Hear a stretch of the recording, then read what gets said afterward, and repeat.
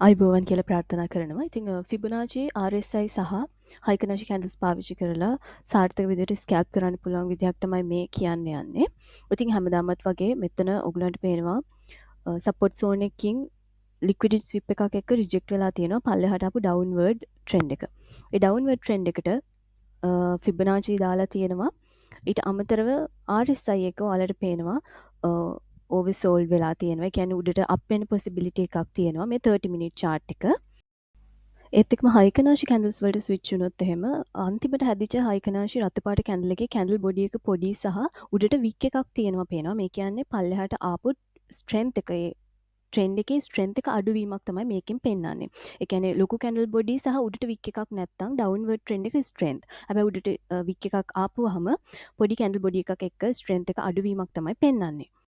30 මිනිත් වල ඒ තිබිච්ච කන්ෆර්මේෂන්ස් උත් එක්ක 5 මිනිත් වලට ස්විච් වෙලා 0.236 zone එක බ්‍රේක් වෙනවත් එක්කම එන්ටර් වුණා. ෆයිනල් කරෙක්ෂන් එකට යටින් තමයි ස්ටොප් ලොස් එක තිබ්බේ බෆර් එකක් තියලා 0.382 තමයි ටාගට් ලෙවල් එක උනේ.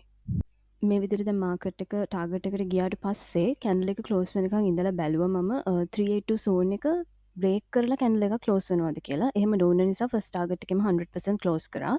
එහෙම නැතුව උඩට 0.5 එකට සෙකන්ඩ් ටාගට් එක ගන්නවා නම් අනිවාර්යෙන් ස්ටොප් ලොස් එක එන්ට්‍රි එකට ගෙනල්ලා තමයි යම් පර්සන්ටේජ් එකක් ෆස්ට් ටාගට් එකෙන් ක්ලෝස් කරලා තමයි මේක මැනේජ් කරගන්න ඕනේ.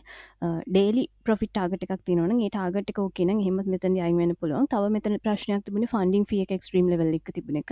ඒ කන්සිඩරේෂන් ඔක්කොමත් එක්ක මම මෙතනින් අයින් වුණා. මොකද 382 zone එක මේ කැන්ඩල් එකක් බොඩි එකකින් උඩින් ක්ලෝස් වෙන්නේ නැති නිසා. ඉතින් ඊට අමතරව 5 මිනිත් වල ගත්තම RSI එක තිබුණේ ඕවර්බෝට් zone එක. ඒ කියන්නේ correction එකකට possibility එකක් තියෙනවා. නමුත් 30 මිනිත් වල නම් තව ටිකක් උඩට යන්න පුළුවන් කමක් තිබුණා. කොහොම වුණත් මේක ෆස්ට් ටාගට් එකට ගියාට පස්සේ එතනින් එහාට මැනේජ් කරගෙන කරගන්න පුළුවන්. නමුත් මේක බ්ලයින්ඩ්ලි කරන්න බෑ. ප්‍රයිස් ඇක්ෂන් එක ගැන හොඳ අයිඩියා එකක් තියෙන්න ඕනේ. අවස්ථානුකූලව වෙනස් වෙන ස්ට්‍රැටජි එකක්.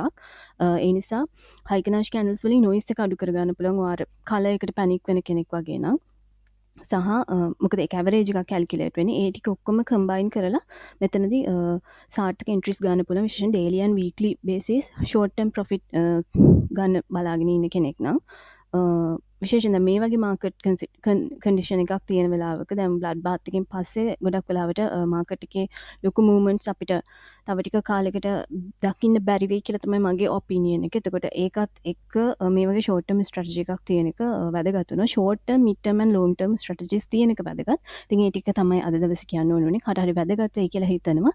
බොහොම ස්තුතියි.